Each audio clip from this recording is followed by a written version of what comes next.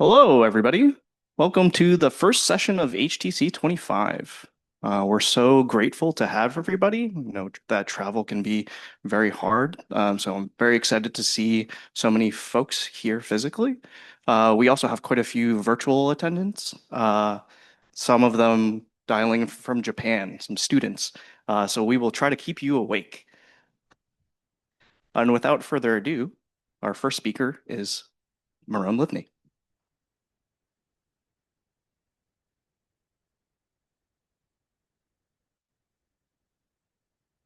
Okay, good morning for you who are here. Good evening, good night, and welcome to HTC 25. That is our third incarnation of the merge between the OSG All Hands meeting and the Condor Week to establish here in Madison an annual event for the throughput computing community. So I'm always, I don't know, shocked, surprised of the numbers. We have 120 in-person registration. We have over 300 registration virtually. In a way, we can say thank you, COVID-19, for allowing us to have 300 virtual registration. And we have also 70 guests, if I trust Janet. The total, but these are the guests are not on top of the 100. And so I will talk later about quantifying and reporting, but you can see here. And I will also do something that is different this time. I would like to recognize the effort that went into organizing all this in advance and not Friday at 5 p.m. where everyone is exhausted and half of the people are out of here. So I really want to recognize Janet and the team that she was, whatever the word is without being too specific, but organized, harassed, mastered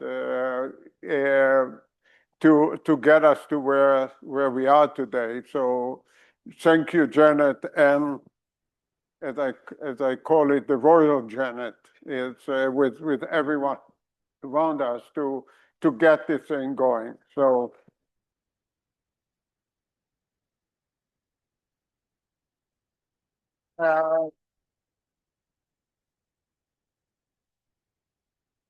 and it's really wonderful to look at the virtual attendees.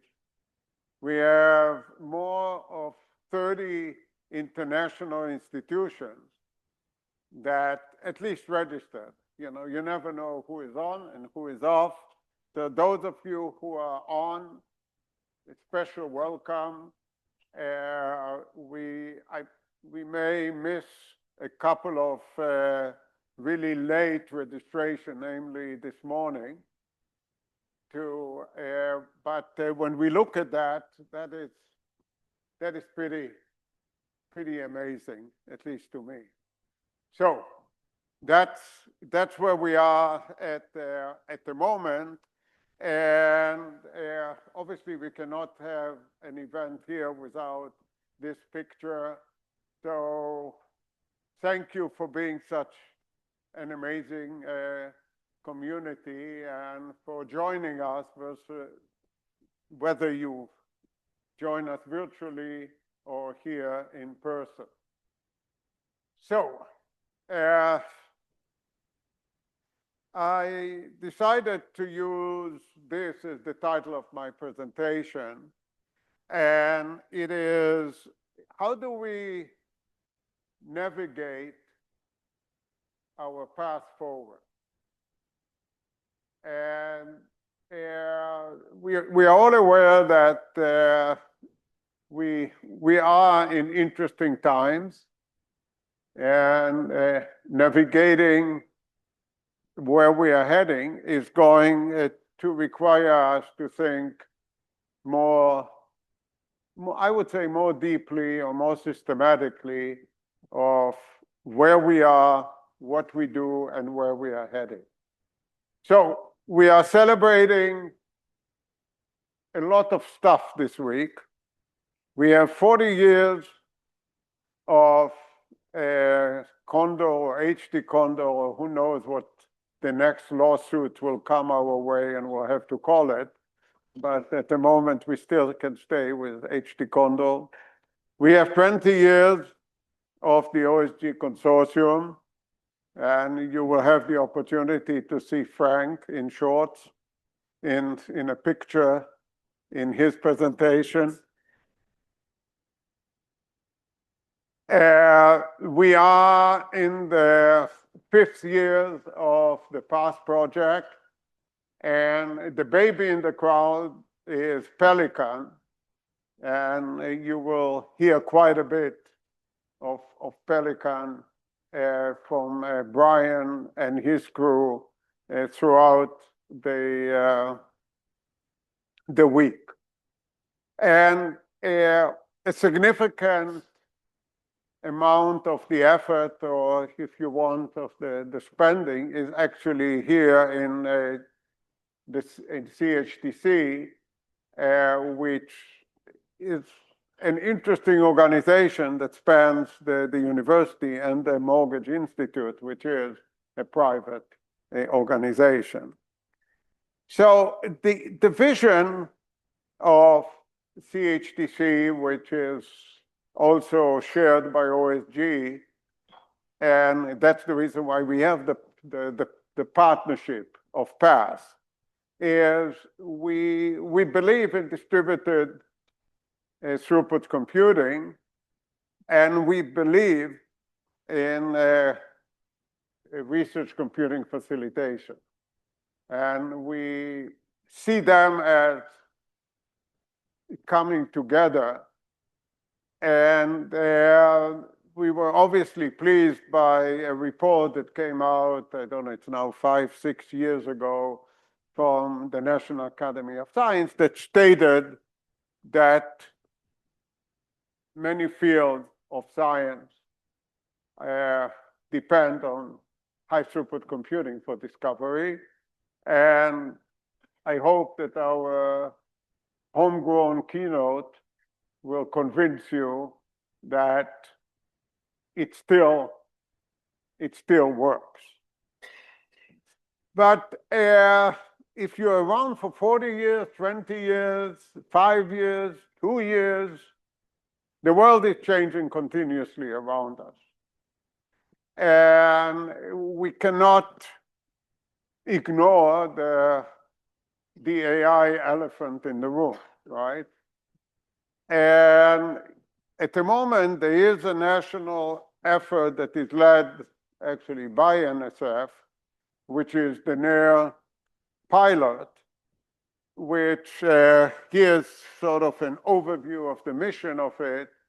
But it is a result of a report that came.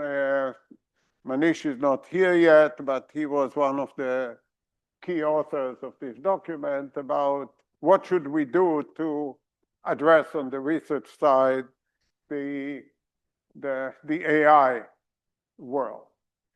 So AI is one of the new, evolving, changing aspect of our enterprise.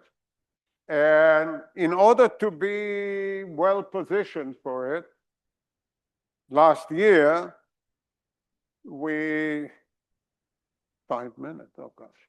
we added Tony Gitter, who is somewhere hiding here. He is hiding as a co-PI for PASS, and we designated Ian Ross that I haven't seen him this morning yet. Here he is. As our AI coordinator, as we are trying to figure out what AI means, or I would say, how can we bring value with throughput computing to the AI ecosystem? And NSF recognized that there is some value in what we are doing, and they gave us a supplement to pass. And we were also allowed to become a collaboration resource within here. We'll see what it really means. And on Thursday morning, we will have a session which will be a more AI centric. So here's what we have at the moment ready for the AI world, if we can leverage it. And I think it's important to look at what we have and how we communicate it to the outside world. So we have the OSG services, which is sort of the umbrella that holds the whole thing together. And at the moment, I would say that we identify three major services. One is the Open Science Data Federation. The other one is the OS Pool. And then we have the team of facilitators that we still need to find some kind of a catchy name for them, and maybe even a bird. And then all this is sort of anchored by the two software efforts, which one is the HT Condor stuff, and the other side is the Pelican effort. So this is the structure, and I think it's important as we are moving forward for all of us to be able to communicate things at this level before, as I always give Brian a hard time, before we get into foreign keys and public keys and all the stuff underneath it. So how did we get here? We got here, I would argue, because from the very beginning, we believed in translational computer science. And the idea is that you innovate, you do the research, then you deploy it in the locale, and after that, you start building a community around it, or communities around it. And we are going to have a panel addressing translational tomorrow morning after the presentation from NSF. And this is a key ingredient, I will argue, in why we are where we are today after 40, 25, whatever the number is. And as Brian pointed out on this slide, is that innovation is 2 to 5 years, deployment is 5 to 10, building communities is more than 10 years. So that is important for all of us to remember, that it's not a quick one. So here's where we started. That is from our paper from '87. That was our worldview. And by the way, we are aware today that there is at least one Condor pool out there that has more than 500,000 desktop cores operating at some crazy rate. So the picture has changed, and the deployment has changed.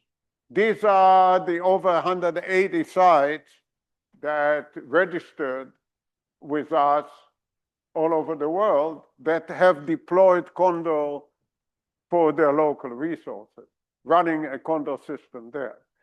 And here is the map of the locale of the OSG. And as you will see another slide similar to this from Frank, and we have to somehow consolidate the numbers because Frank, as always, has higher numbers than I do. So, yeah, okay. And speaking about communities, which is the hard part, here's an example of a community we have been working with for a long time, and that is the LIGO community. And since I'm already in the Minus department in terms of time, I need to definitely share with you the following, that the community is growing, although I heard that there is potential NSF cuts in the funding for LIGO moving forward, but there is a growing investment in India, and we went out there to help them out. And as Greg knows so well, I cannot resist talking about something that is non-technical. So while visiting Pune, I came across this statement from Gandhi. And I think it's key when you work and you try to build a community that you remember this and follow it. Magnify your errors. Don't ever claim that you never make errors or hide them. And that is a key challenge when you try to build a community. And building communities requires a value proposition and requires trust. You have to come and to say, this is what I can do for you, and then trust me that what I can do for you, I will actually do. And I want to start with the trust thing. And I'm fortunate to be able to run some of these things by individuals that are doing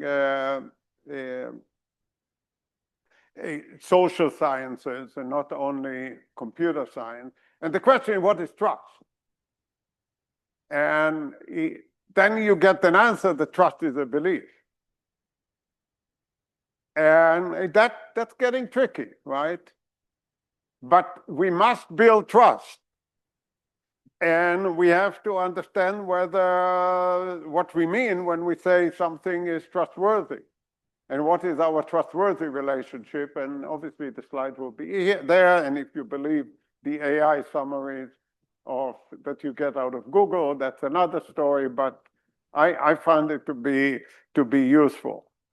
So a key question that I would like you to think about throughout the week is, do we believe that our services are trustworthy?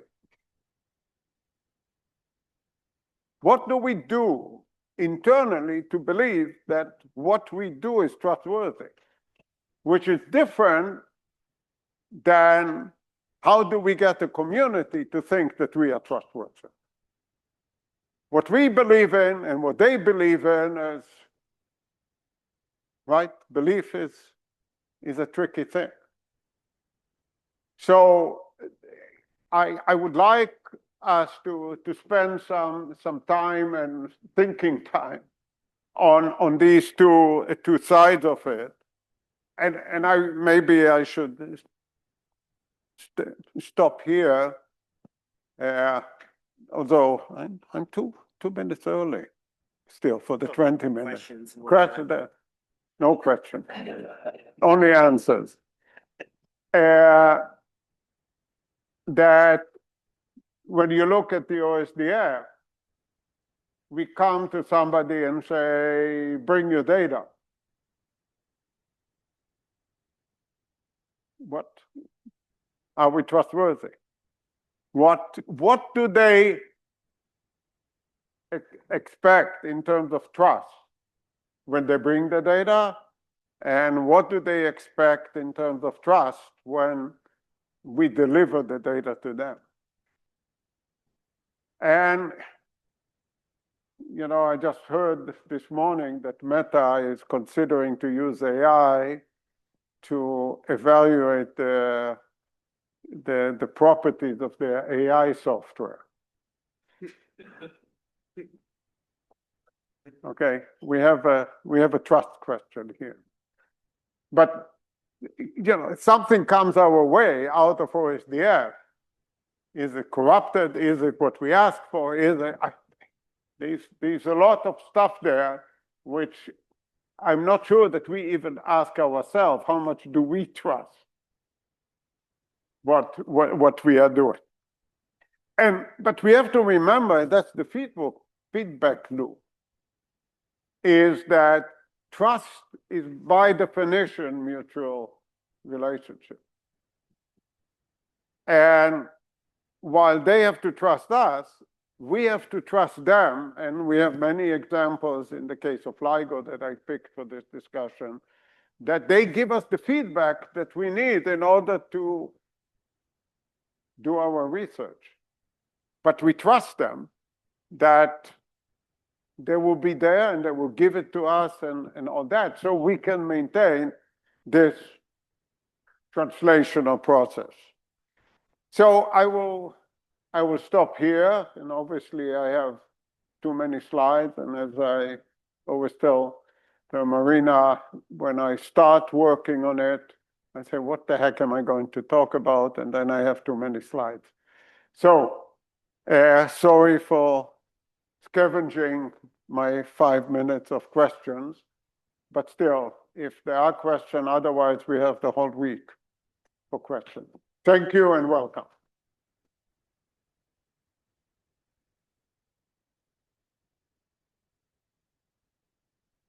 I think we have a time for a couple of questions.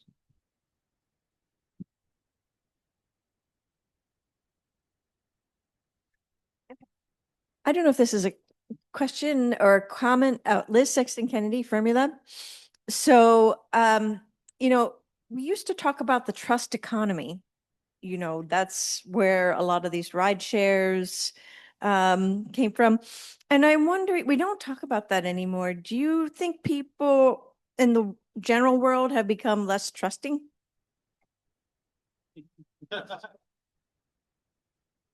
Corporate America took over and then you can't trust them anymore. I don't know. I don't know if I can quantify it. I'm definitely not in a position of saying less or, but I don't feel that definitely us on the technical side spend enough time in understanding the notion of trust, because even in the boonies, you know, in the low-level stuff that we are doing, we don't talk about the trust relationship within our component, within our software, within you know, and going back all to the certificate authorities and all the kind of thing. We never did a real trust relationship.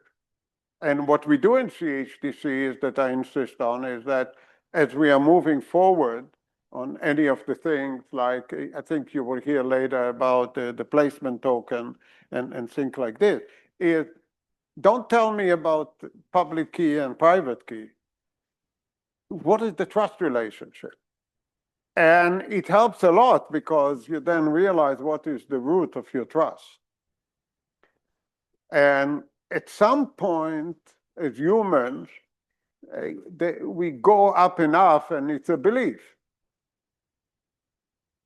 So at some point you believe that this is true. I don't want to say that some of the physics postulates are a belief. But at some point you have to stop. So what I think we can do more and better is to think at all the different layers about what are the trust relationships. When when you get a certificate or you get a token or you get a capability or you are talking to somebody, do you trust? And with AI, it's obviously becoming more and more, you know, somebody calls you and says, I need $100,000 because that, is it somebody you know or not? Do you trust them?